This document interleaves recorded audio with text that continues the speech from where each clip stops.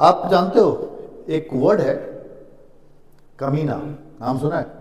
ठीक है, कमीना गाली नहीं है, it's not a abusing language और अब्यूजिंग वर्ड। कमीना आप ध्यान देना ना, आपकी माँ कहती होगी, कितनी की माँ कहती होगी कि तू तो कमीना है। द मीनिंग ऑफ कमीना इज जो किसी का नहीं है, जो किसी का नहीं है उसको कमीना बोला जाता है। अब it's not a good thing, fine. Problem क्या है कि होता क्या है ना कि जब लोग बड़े होते हैं, फाइन, काम करना स्टार्ट कर देते हैं, तो जनरली आफ्टर मैरिज, शादी के बाद वे अपने बूढ़े माँ बाप को छोड़ देते हैं, ठीक है, त्याग देते हैं। अब ये बात की बात है कि बूढ़े माँ बाप फिनेंशियली डिपेंडेंट हैं कि नहीं, पर यदि वो है भी, मान लो कि वो फिनेंशियली इंडिपेंडेंट है, उन्हें आपका पैसा नहीं चाहिए, सपोज करो, फिर भी गाइज आपको उनके साथ रहना चाहिए यदि पॉसिबल हो तो। मैंने काफ़ी देखा हुआ है कि जब लोग काम स्टार्ट करते हैं, वर्किंग हो जाते हैं, पैसा कमाना स्टार्ट करते हैं, स्पेशली शादी वादी हो जाती है ना, तो वे अपने बूढ़े माँ बाप को उनके हाल पे छोड़ देते हैं। जहाँ 3-4 भाई रहते हैं, 2 भाई रहते हैं, तू देख स्टार्ट हो जाता है। It's not a good thing. ध्यान ही रखिएगा। सबसे बड़ी बात पता है क्या है कि ये जो प्रॉब्लम्स है ना, ये आपके लाइफ का अभिन्न अंग है। कहा जाता है कि problems are the part and parcel of your life. Problems आपकी लाइफ में हमेशा रहेगा। अभी आप स्टूडेंट्स हो, प्रॉब्लम्स होता ही होगा, है ना, पैसा कम आता होगा, एग्जाम में कम नंबर आता होगा, पढ़ाई में मन नहीं लगता होगा, मोबाइल है जो कि प्रॉब्लम क्रिएट करता होगा, काफ़ी सारी चीज़ है, प्रॉब्लम्स है बहुत सारे। मामी की तबीयत खराब होगी, किसी की तबीयत खराब होगी। जब आप बड़े हो जाओगे गाइस ना, जब आप काम करना स्टार्ट कर दो तभी प्रॉब्लम्स रहेगा, खूब शिकायतें होंगी। लाइफ में शिकायत कभी खत्म नहीं होता है। बड़े हो जाओगे, बॉस से प्रॉब्लम रहेगा, फ्रेंड से प्रॉब्लम रहेगा, आसपास लोकेलिटी में जो लोग रहते हैं उनसे प्रॉब्लम होगा। दिक्कत क्या है, प्रॉब्लम्स हमेशा रहेगा। लेकिन जब आपको उनसे लड़ना होगा, ऑब्वियसली कि आप लड़ोगे प्रॉब्लम से, बैठ तो नहीं जाओगे, तो आपके पास कोई तो बैकिंग हो। The meaning of banking is कुछ तो आपके पास हो, कुछ तो मोरालिटी आपका हो कि आप उससे लड़ सको।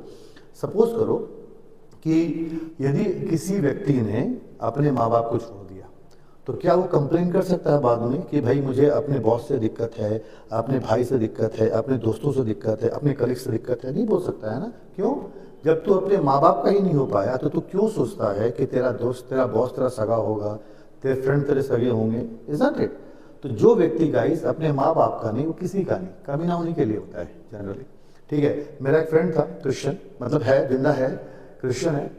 तो जब उसकी शादी हुई ना, बहुत पहले की बात है, तो आफ्टर ईयर उसकी शादी में प्रॉब्लम्स आने स्टार्ट हो गए। उसके शायद फादर नहीं थे या मदर, कोई एक नहीं था और एक थे, सपोज तो कि फादर थे, मदर नहीं थी। तो उसने क्या बोला ना, उसकी वाइफ ने, कि भाई मैं आपके फादर के साथ नहीं रह सकती। काफ़ी लड़ाइयाँ होती थी, हमारी तक बात पहुंची, हम लोग गए बात करने भाभी से, पर भाभी ने कहा कि भाई हमारे घर का पर्सनल मैटर है तो आप लोग इंटरफेयर ना करें। हमने कहा फाइन, नहीं करेंगे, देखो भाई तुम अपना।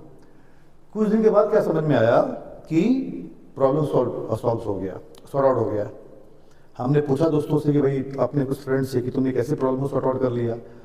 उसने कहा कि मैंने कुछ नहीं किया भाई, मैंने बस उसको ये बोला कि मैं अपने फादर को छोड़ दूंगा।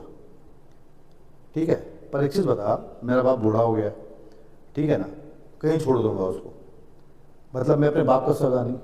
तो जब मैं अपने बाप का सगा नहीं तो मैं तुम्हारा सगा कैसे होऊंगा?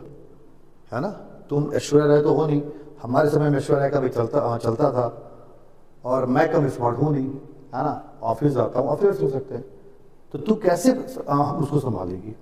यदि मैं अपने बाप का नहीं तो मैं तेरा कैसे हो सकता हूँ?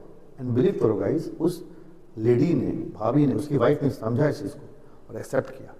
इट्स वेरी इंपॉर्टेंट कि यदि आपके माँ बाप बूढ़े हो जाते हैं ना, तो आप उनके साथ रहो।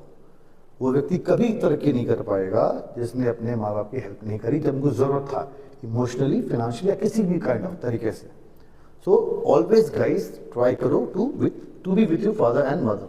ठीक है, खैर, तो ध्यान रखिएगा कि अबैंडन